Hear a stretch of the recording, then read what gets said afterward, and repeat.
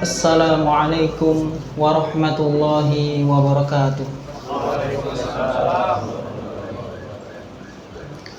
Alhamdulillah, wassalatu wassalamu ala rasulillah wa ala alihi wa sahbihi wa man tabi'ahum bi ihsanin ila yaumiddin, amma ba'd. Allahumma la sahla illa ma ja'altahu sahla wa anta taj'alul hazna idha syi'ta sahla. Allahumma la khaira illa khairuk wa la tayra illa tayruk wa la ilaha ghairuk. Allahumma la ya'ti bil hasanati illa anta wa la yadfa'u sayyiati illa anta wa la hawla wa la quwwata illa bik. Allahumma arinal haqqa haqqa warzuqna ittiba'ah wa arinal batila batilan warzuqna ijtinabah wa la taj'alhu multabisan 'alaina fanadil. Allahumma ja'alna mimman yastami'ul qawla fayattabi'ul hasanah fa innaka waliyyun dzalika wal qadiru 'alaih. Ikhwan dan akhwat yang semoga dimuliakan Allah Subhanahu wa taala, dan semoga Allah Subhanahu wa taala memberkahi antum semuanya. Bagaimana kabarnya? Alhamdulillah sehat ya.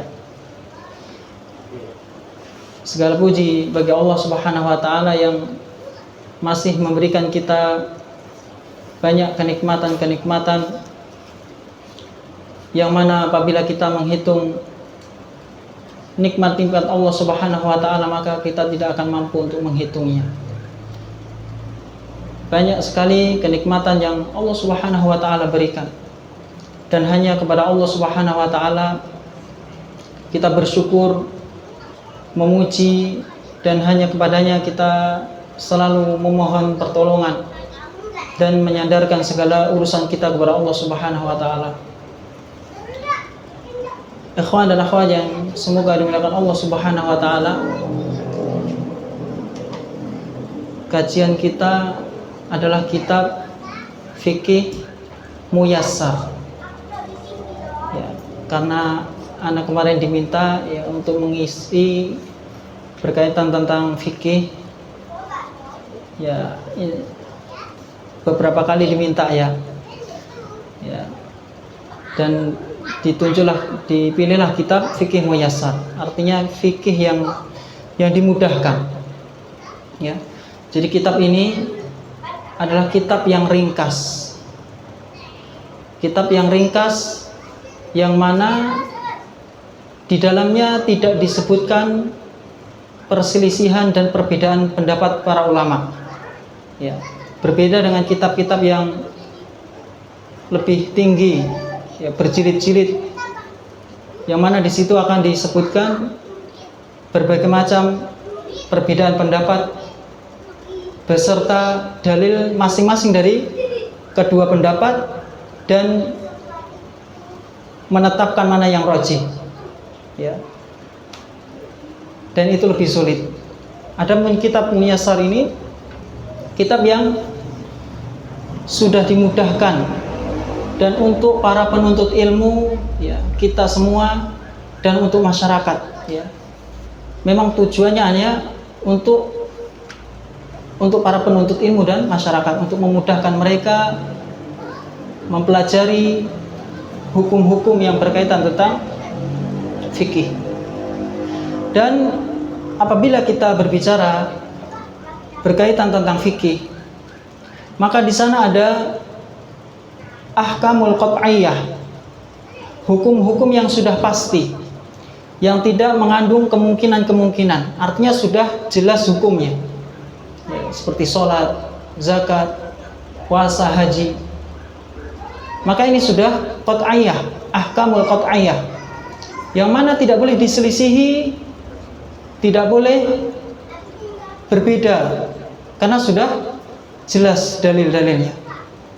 Kalau menyelisihi maka dia masuk dalam ayat wala takunu kalladzina tafarraqu wakhtalafu min ba'di ma ja'ahumul bayyinat wa ulaika lahum 'adzabun 'adzim.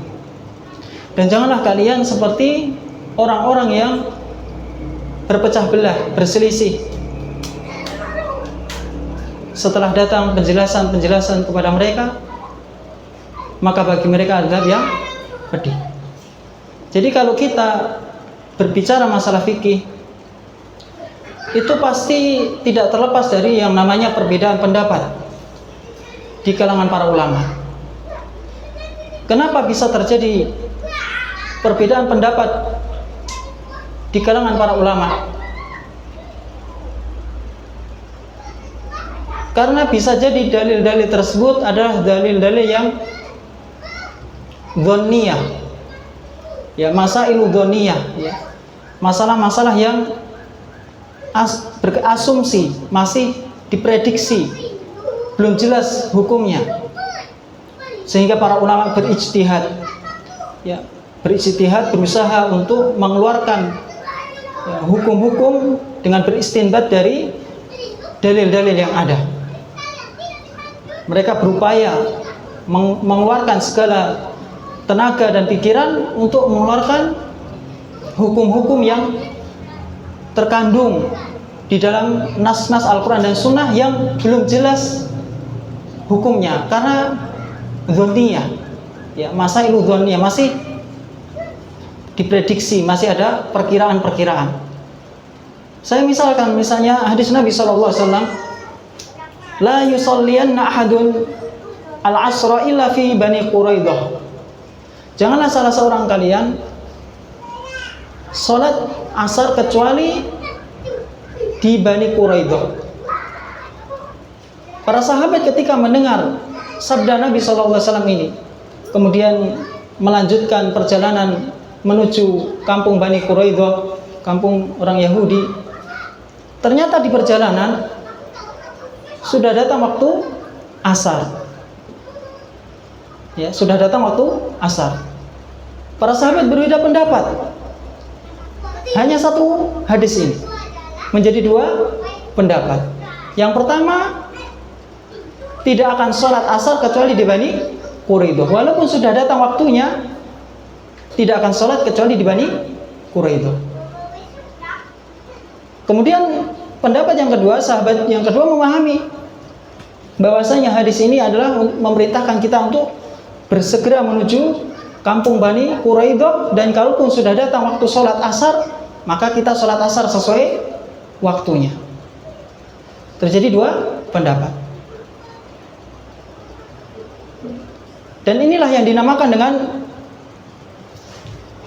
khilafus sa'il, perselisihan yang boleh terjadi, ya. Khilafus sa'il, perselisihan yang boleh terjadi di dalam memahami ini, karena semuanya para sahabat ingin merealisasikan hadis Nabi SAW. Tidak ada yang di antara mereka yang ingin menyelisih hadis Nabi SAW.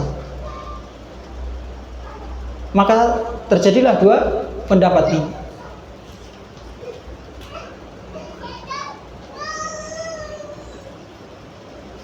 Dan perbedaan yang lain adalah khilafu madmum, khilaf yang tercela, ya, yang mana seseorang tidak boleh menyelisihi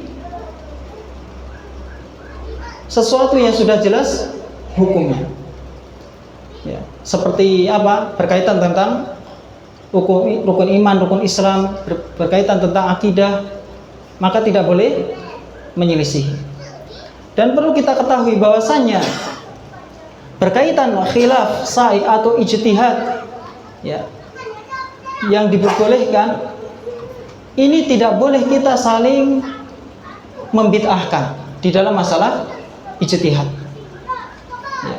Oleh karena itu Syekhul Islam Ibnu Taimiyah ketika ditanya, ya, su'ila amman qallada ba'da ulama fi masailil ijtihad hal yunkaru am yuhjar aw ya'malu aw man ya'mal bi ahadi qawlaini. Jadi Syekhul Islam Taimiyah ditanya tentang seseorang yang bertaklid kepada ucapan sebagian ulama dalam masalah-masalah ijtihad. masalah-masalah ijtihad para ulama, apakah dia dicela ataukah dihajar, dan apa hukumnya seseorang yang mengambil satu pendapat dari dua pendapat yang berkaitan tentang ijtihad. Jadi masalah ijtihad itu, ya, ana ulang lagi ya, masalah ijtihad itu kapan bisa terjadi? Ketika tidak ada ijma'ul ulama, tidak ada kesepakatan ulama, dan tidak ada nas yang sharih, yang jelas, yang menerangkan hukumnya, barulah terjadi ijtihad di kalangan para ulama. Ini kelasnya para ulama. Kita berbicara tentang kelasnya para ulama dulu, ya. Mereka berijtihad. Maka jawaban Syekhul Islam Taimiyah ketika itu adalah alhamdulillah, segala puji bagi Allah SWT. Masailul ijtihad, permasalahan ijtihad yang mana seseorang beramal dengan sebagian ucapan para ulama, ya. Dia beramal dengan taklid dengan ucapan sebagian ulama dalam masalah-masalah ijtihad, lam yunkaru wala yuhjar, tidak boleh dia diingkari dan tidak boleh dihajar, ya. Tidak boleh diingkari, dia tidak boleh dihajar. Dan begitu juga seseorang yang beramal dengan salah satu dari dua pendapat dalam masalah ijtihad, tidak boleh diingkari, lam yunkar, tidak boleh diingkari. Fa in kana fil masalah qaulan, dan apabila di dalam permasalahan tersebut ada dua pendapat, ya, ada dua pendapat dalam masalah ijtihad, fa in kana al insanu yadhharu lahu rujahanu ahadi qaulaini amila bihi, wa illa qallada ba'dul ulama alladziina ya'tamidu 'alaihim fi bayani arjahi qaulaini, wallahu a'lam. Jadi apabila seseorang dia memandang satu pendapat itu lebih rajih dari dua pendapat, ya, dia memandang bahwasanya dari dua pendapat itu ada yang rajih menurut dia, maka dia mengamalkan sesuai yang rajih menurut dia. Wa illa, dan jika tidak, maka dia harus mengikuti sebagian ulama yang dia bersandar kepada mereka untuk menjelaskan mana yang rajih dari dua pendapat. Jadi dia bertanya kepada ulama, mana yang rajih dari dua pendapat ini. Dan inilah kebanyakan kita, ya enggak? Kita enggak mampu untuk berijtihad, ya. Ilmu kita sedikit, kemampuan kita bahasa Arab kita sedikit, ya. Paling tidak tanya Ustadz mencarikan apa? Membaca kitab, ya, kemudian mencarikan penjelasan pendapat-pendapat ulama, baru bisa menguatkan, oh, mengikuti pendapat yang A atau si B, ya. Ya. Jadi tidak boleh diingkari, ya, ketika masalah ijtihadiyah, ya. Seperti apa masalah ijtihadiyah? Seperti misalnya habis ruku, bangkit dari ruku, kemudian tangannya qabd atau irsal, tangannya sedekap atau lurus. Ini terjadi khilaf, ya, di kalangan para ulama. Dan khilaf ada tiga, ya. Khilafu syadz, khilafu dhaif, khilafu qawi.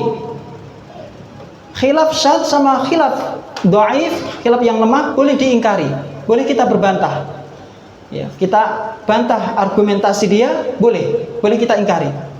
Tapi yang ketiga ini, khilaful qawi, khilaf yang kuat, dan ini harus membaca kitab para ulama, dan itu dijelaskan dalam kitab Ikhtilaful Ulama atau dalam kitab Bidayatul Mujtahid wa Nihayatul Muqtasid, ya, dijelaskan tentang khilaf, ya, ijtihad di dalam masalah-masalah fikih, ya. Jadi tidak boleh diingkari. Kenapa ana sedikit menyinggung masalah ini, ya? Karena supaya nanti ketika kita berhadapan dengan ijtihad para ulama, ya, penjelasan ustadz berkaitan tentang fikih, kok ustadz di YouTube penjelasannya berkaitan tentang fikih, jawabannya A, kok jawaban Ustadz si yang lain B, misalnya seperti itu. Jangan bingung. Selama mereka memiliki argumentasi dengan dalil-dalil yang mereka kuatkan, yang mana ini khilaful qawi, khilaf yang kuat, maka boleh kita memilih dari salah satu dari dua pendapat. Ya, boleh kita memilih dari salah satu dari dua pendapat, sebagaimana penjelasan dari Syekhul Islam Ibnu Taimiyah dalam kitabnya Al-Majmu' Fatawa ya, jilid 1. Ya. Yes. Banyak ya perselisihan di kalangan para ulama itu banyak. Hanya saja bagaimana cara menyikapi kita, itulah yang butuh ilmu ya. Terus kita belajar supaya ya, kita tidak salah atau melampaui batas di dalam menyikapi perbedaan di kalangan para ulama. Karena Nabi SAW bersabda, halakal mutanatti'un, celakalah orang yang al-mutanatti'un. Apa itu al-mutanatti'un? Mutasyaddidun fi ghairi mawdi'i syiddah, orang yang keras bukan pada tempatnya ya.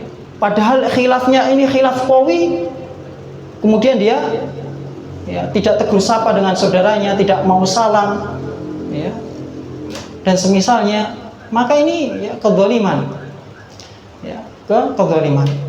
Dan ijtihad ini tidak boleh kita memaksakan ya, tidak boleh memaksakan pendapat kita kepada orang lain ya, tidak boleh kita memaksakan pendapat kita kepada orang lain apabila ini khilaf qawi atau ia berkaitan dengan masalah ijtihadiyah. Ikhwan dan akhwat yang semoga dimuliakan Allah Subhanahu wa taala ya, kita akan membahas kitab ya, fikih muyassar ya,